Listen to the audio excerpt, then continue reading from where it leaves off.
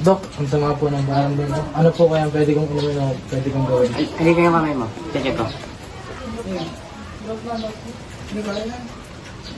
Bumalik ka matapos ng isang linggo. Check ko lang yung mga sintomas mo. Sige po.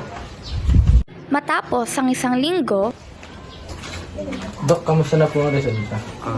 Base dito, lumalabas na sa resulta na ikaw ay may 3 buwan na lang sa dito para mabuhay.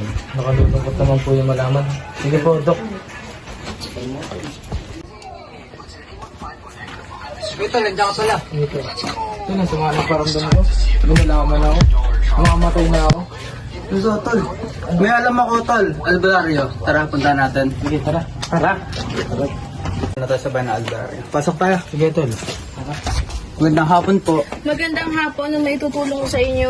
Nalaman ko po kasi na 3 buwan na lang po itatulog ko. At mamamatay na po ako. Ano po kayo gagawin niyo para po humaba ang buhay ko? Yan, so malalim ang case mo kaya So, nagpunta na nagpa-check up ka kaya ayun yung result. So yan, ngayon mag-orasyon muna tayo para ibigay na namin sa iyo yung herbal.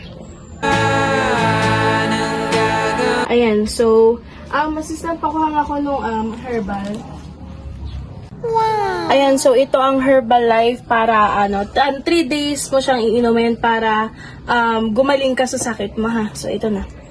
Maraming salamat po. Iinumin ko po ito. Subukan ko na, wala nang mawawala. magmula noon na ininom na niya ang gamot na ibinigay ng albularyo. Hanggang sa matapos ang 3 buwan,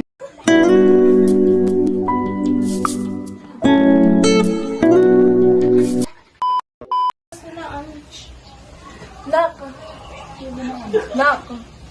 Nak, gising na! Nak! Nak!